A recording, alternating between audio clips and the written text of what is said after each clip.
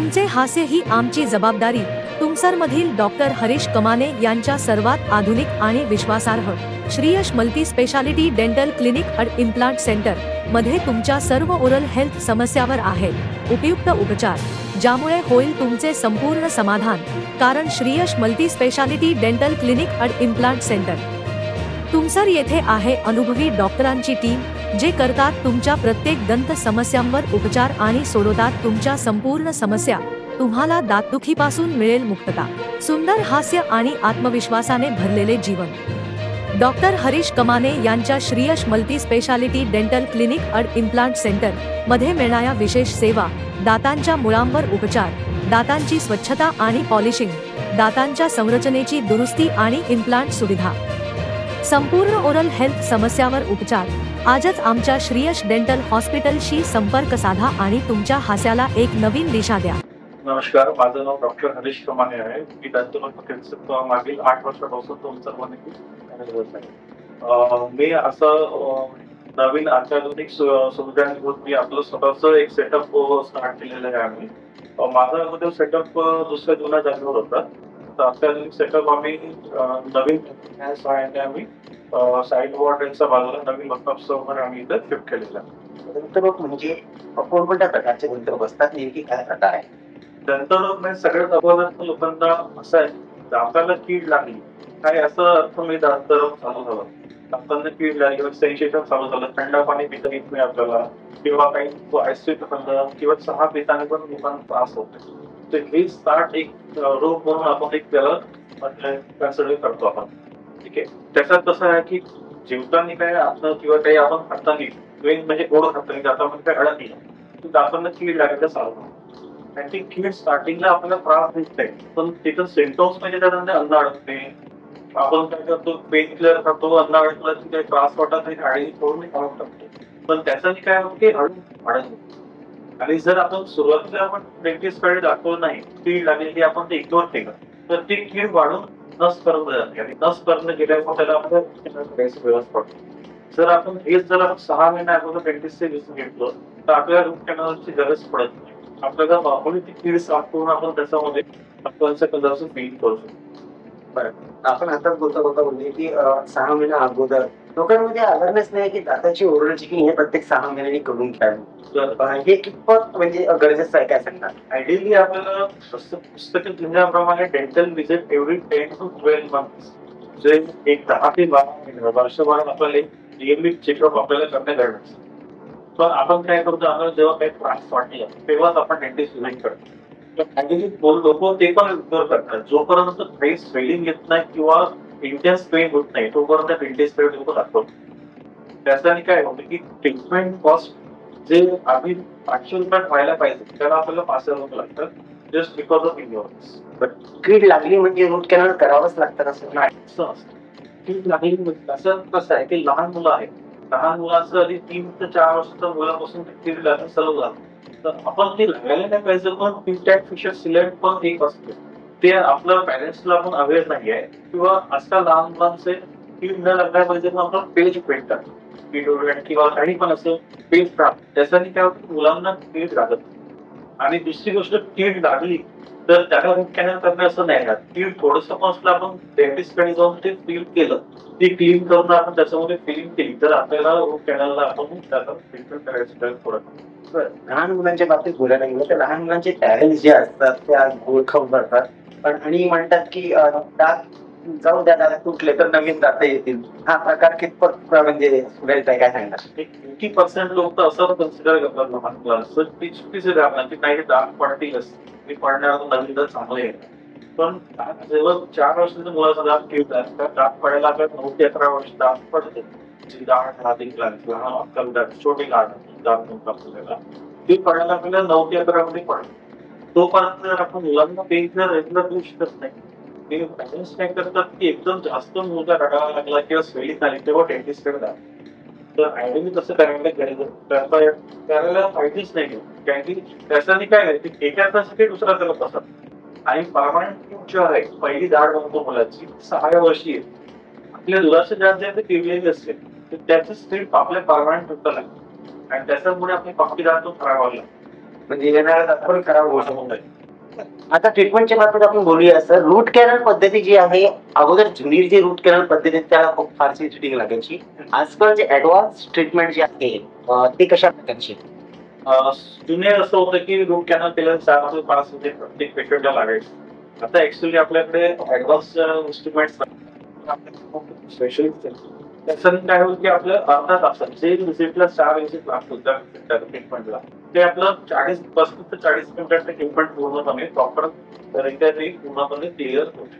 आणि त्याला वारंवार व्हिजिट पेशंटला नाही, सिंगल व्हिजिट मध्ये. आणि आम्ही शहरात मोठ्या शहरात लोकांकडे तर आपण ते पण सिंगल वीक पेशंट जास्त प्रिपेअर करतो. मी आमच्याकडे पण गावातली लोक पण येतात, तरी ते सिंगल वीक मध्येच ते प्रिपेअर करतात, वाड्याला नाही आलेलं. आपल्या हॉस्पिटलच्या बाबतीत जर बोलायला गेलं तर आपलं वैशिष्ट्य आहे की ओरल हेल्थ पूर्ण वन देण्याचा आपण प्रयत्न करत आहात. Yes. तर खूपदा असं होतं की ऍक्सिडेंटल टीथ वगैरे जर असते, वेगळे वाकडे झाले, तर अशासाठी आपल्याकडे काय सुविधा आहे? बघा, ऍक्सिडेंटल ट्रॉमा जर होते पेशंटला, तर कित्येक पेशंटला जर ऍडमिट करायची गरज नसली, आपल्याकडे सगळं सगळं सर्जन येतात. आपल्याकडे ऑर्डर सर्जन फ्रॅक्चर ट्रॉमा आपल्याकडे ते पूर्ण क्लिअर येतं. 24 आवर्स मध्ये आपल्याकडे ऑन कॉल डॉक्टर येतात. ते विदाऊट जर आपल्याला पेशंटला ऍडमिट करायची गरज नसली, तर आपल्याकडे ती सगळी सुविधा मिळते. ऍक्सिडेंटल केस आहे, सर्जरी आहे, आयएनएफ सर्जरी म्हणतो, इंटरव्हॅन्युलर, ते आपल्याकडे पूर्णपणे क्लिअर होतं. ब्रीज लावणे किंवा टोटल टेन्शन या प्रकारचं आता नवीन टेक्निक आली आहे, त्याबाबत काय सांगाल? ऍक्च्युली ब्रीज एक कन्सेप्ट होतो. अगोदर जी जुनी पद्धती होतं की आपलं दात ते बसवायचं राहतं, आपण काय करत होतो की 2 दातांचा सपोर्ट घेऊन आपण ब्रीज लावतो. 2 दातांच्या सपोर्ट मध्ये साईडचे जे चांगले दात आहेत त्यांना आपण गावाकडे असं घासून त्यांना आपण त्याला ब्रीज लावतो. पण आता कसं आहे, ब्रीज हे कन्सेप्ट थोडंसं आपण आधी जुनं राहतो. आता आपण काय करतो, साईडचा आपण काहीच डिस्टर्ब करत नाही आणि तिथे आपण इम्प्लांट डिस्टर्ब करतो. इम्प्लांटने काय होतं की साईडच्या दातांना आपण काही डिस्टर्ब करत नाही, त्यांना काही प्रॉब्लेम येत नाही. आणि त्या दातामध्ये आपण इम्प्लांट कसं राहतं किंवा प्रत्यारोपण करतो, जे रूट्स जातात त्या इम्प्लांटचे, ते आपण त्याच्यामध्ये ते इम्प्लांट प्लेसमेंट करतो आणि त्याच्यावर सपोर्ट आपण राहतो.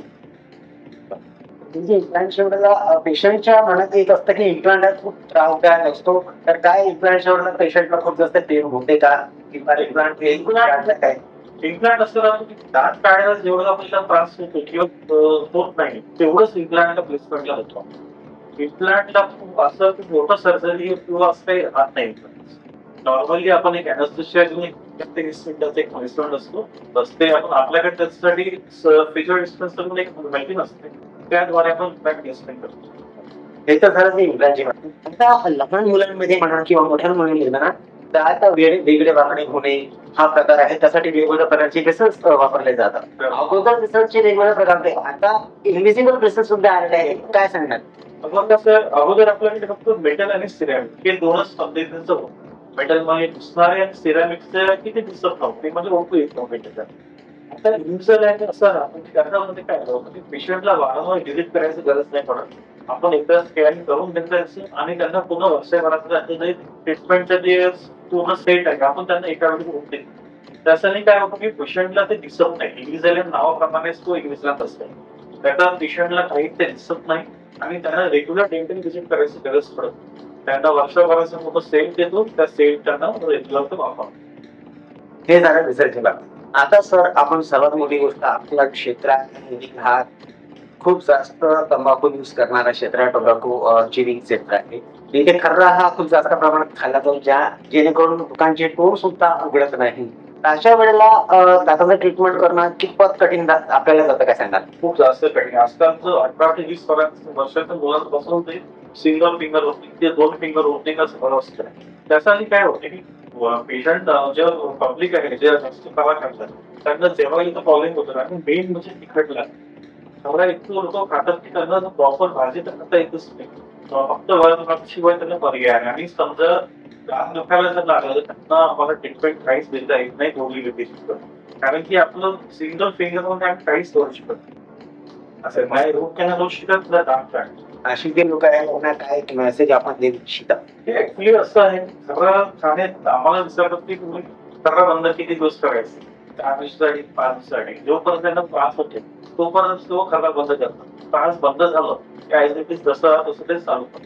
त्याच्यामुळे असं आहे की तुम्ही चांगला काम असाल तर ऍक्च्युली आपल्या फ्युचरच्या तुम्ही परिवाराबद्दल तुम्ही विचार करून तुम्ही हे करा की खरा खाल्ल्याने काय होईल, त्यांचं जेवण बंद होईल, खूप कमी वेळ. कॅन्सर तर होतोच. खरा खाल्ल्याने तो तोंडामध्ये काय अडकून राहिलं तर कॅन्सर तर होणारच आहे. त्याच्यामुळे खरा खाणं बंद करा असं माझं माहिती आहे.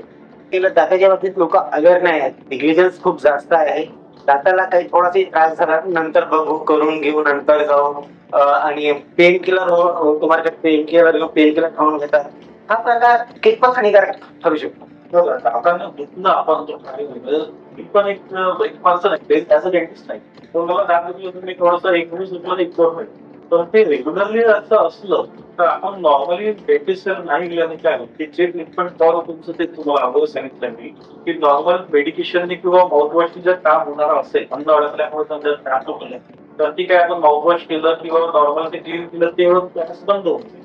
पण तुम्ही डेंटिस्ट व्हिजिट नाही केली, डेंटिस्ट व्हिजिट नाही केली, अन्न तसंच अडकून राहिलं तर ते हळूहळू तिथे पीळ लागते. तर जे सिंगल ओनली मेडिकेशन जे ओपन काम होत असतं ते तुमच्या प्रोसिजर मध्ये कन्वर्ट होतं. चॅनलच्या माध्यमातून आपल्याला जे लोक बघत आहेत त्यांना जागतिक स्तरावर काय एक मेसेज आपण ओरल हेल्थ या संदर्भात देऊ शकतो? सर्वात बघायचं नॉर्मली जेवण करताना 2 टाइम आपण ब्रश करणार आणि काही पण जेवण काही खाल्लं किंवा जेवण केलं तर कागद तब्येत जरूर. त्याच्याने काय होईल, दातांमध्ये काय अडकणार नाही आणि आपल्या दातांची हेल्थ चांगली. आपण रात्री नॉर्मली ब्रश नाही करत. ते कसं काय होतं, दातामध्ये अडकून राहतो आणि अडकून राहिले की ते हळूहळू ते पीड चालू होऊन जाते. त्याच्याने मग दाताचं ट्रीटमेंट वाढते आणि ट्रीटमेंट पण लागते, सिमेंट टाकावं लागतं. ती नाही झाल्या पाहिजे पण सगळ्यात अगोदर माउथवॉश ठेवणे जरुरी आहे. कमाने डेंटल क्लिनिकच्या बाबतीत जर बोलायला गेलं तर आपल्या इथे कोणकोणत्या फॅसिलिटीज प्रमुख पद्धतीने उपलब्ध आहेत? आमच्याकडे डिजिटल एक्सरे आहे. तर नॉर्मली आधीचं असं होतं की एक्सरे जुन्या पद्धतीचं होतं की ते वॉश करून ते काढणे, फोटो आता आमच्याकडे डिजिटल एक्सरे आहे. एका सेकंदात ते एक्सरे द्वारे पेशंटला आपण दाखवू शकतो. दुसरी गोष्ट, आपल्याकडे माप घेण्यासाठी नवीन इंट्राव्हर स्कॅनर आम्ही अवेलेबल केलं आहे. ते तुमच्या शहरात आमदार सगळ्यात पहिल्यांदा ते येऊ शकतो. दुसरी गोष्ट, आपल्याकडे इम्प्लांट पासून एक लहान मुलाचं डॉक्टर पासून ते इम्प्लांट पर्यंत सर्जन आमच्याकडे अवेलेबल. ऑन प्रत्येक डॉक्टर अवेलेबल आहेत. आमच्याकडे सुसज्ज स्टाफ आहे, नर्सिंग स्टाफ खूप चांगले आहेत आणि प्रत्येक रोगाचं ट्रीटमेंट आमच्याकडे अवेलेबल आहे. डेंटल सोल्युशन साठी कोणतेही विचारणा आपल्याशी करायचं असेल किंवा उपचार संदर्भात आपल्याशी संपर्क करायचा असेल तर ते आपल्याशी कशा प्रकारे संपर्क करू शकतात? आमचं जो दवाखान्याचं क्लिनिक जर राखायचं झालं तर नवीन बस स्टॉपच्या समोर साईबाबा हॉटेलच्या बाजूला आमचं क्लिनिक आहे. 24 10 ते 11 पर्यंत क्लिनिक चालू होतं. सकाळी 11 ते 9 वाजता. दुसरी गोष्ट, आमचं ते संपर्क क्रमांक आहे 7188054559. या संपर्कासाठी काही प्रॉब्लेम असेल तर तुम्ही बस स्टॉप. दाताच्या बाबतीत दाताची निगा राखण्याच्या बाबतीत आपण आम्हाला माहिती दिली, आपला वेळ दिला त्याबद्दल आपलं खूप खूप धन्यवाद.